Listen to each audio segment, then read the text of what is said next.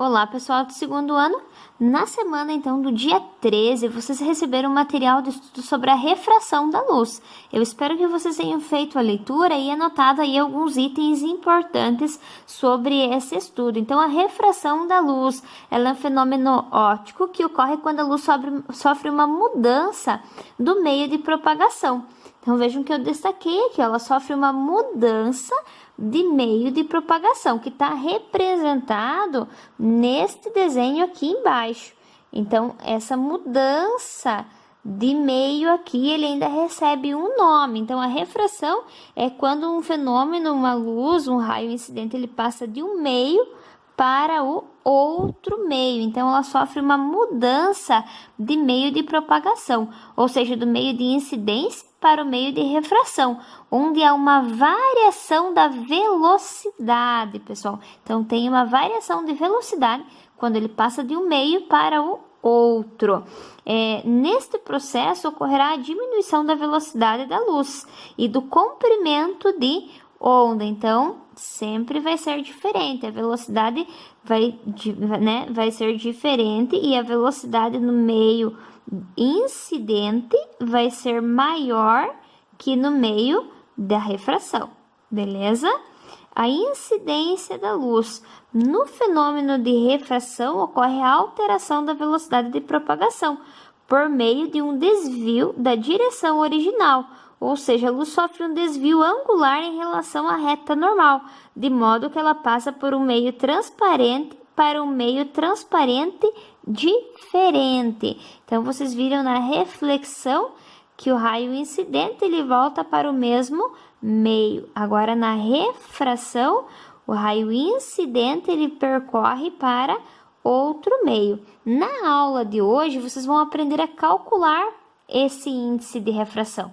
Então, vocês já sabem que a refração é quando ocorre a mudança de um meio para o outro e é onde há uma variação de velocidade. E vocês já sabem que a velocidade ela diminui. Então, como que calcula a refração, esse índice de refração? Então, esta é a aula de hoje. Para calcular o índice de refração, nós sabemos que a velocidade da luz na água é diferente que a velocidade da luz no vidro, por exemplo. Essa diferença de velocidade que a luz tem em diversos meios transparentes nos leva a uma grandeza física adimensional, conhecida como índice de refração absoluto. Já vocês vão ver o que é adimensional.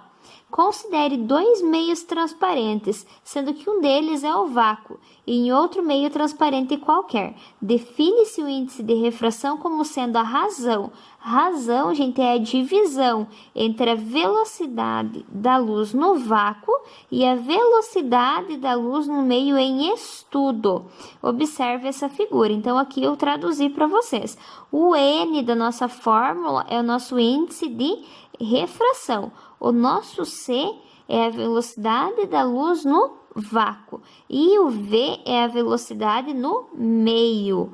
Então, aqui ele diz, define-se o índice de refração como sendo a razão. Razão é a divisão entre a velocidade no vácuo e a velocidade no meio em estudo. Então, esta aqui é a fórmula que vocês vão estar utilizando nesta aula. O índice de refração absoluto é uma grandeza física adimensional, ou seja, ela não possui unidades. Isso pode ser facilmente entendido se você perceber que no cálculo dessa grandeza é feita a divisão de velocidade por velocidade. Então, vejam que ela é a velocidade no vácuo e a velocidade no meio. Então, vamos imaginar que se a velocidade no vácuo é em quilômetros por hora, no meio vai ser em quilômetros por hora também. E quilômetros por hora e quilômetros por hora nós vamos simplificar. Então, por isso, nós não vamos ter essa unidade. Não ter essa unidade significa que ela vai ser uma grandeza adimensional. Adimensional é um número que não tem unidade. Não vai ser metros, não vai ser segundos, não vai ser quilômetros. Vai ser apenas o número de vocês.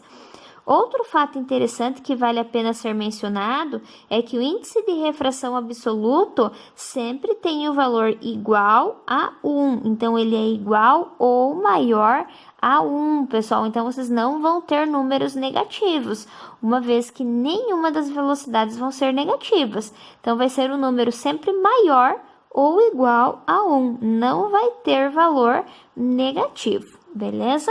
E os dois exemplos que eu deixei aqui para vocês, os exercícios, né?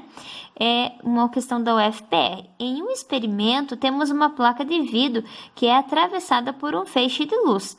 Nessa placa de vidro, em especial, a velocidade da luz é 2,5 vezes 10 na oitava metros por segundo. Considerando a velocidade da luz no vácuo sendo de 3,0 vezes 10 na oitava metros por segundo, marque a alternativa que corresponde ao índice de refração no vidro. Vejam que as unidades, pessoal, das duas velocidades tem que ser a mesma, e ambas estão em metros por segundo. Então, vocês têm a velocidade no vácuo e a velocidade no meio em estudo, e eu quero saber qual é o índice de refração. Então, o que eu vou fazer? Dividir a velocidade no vácuo pela velocidade no meio, e vai me dar a resposta de 1,2. Então, é bem simplesinho fazer esses cálculos aí. E a questão 2. A luz amarela se propaga em um determinado vidro com uma velocidade de 200 mil km por segundo.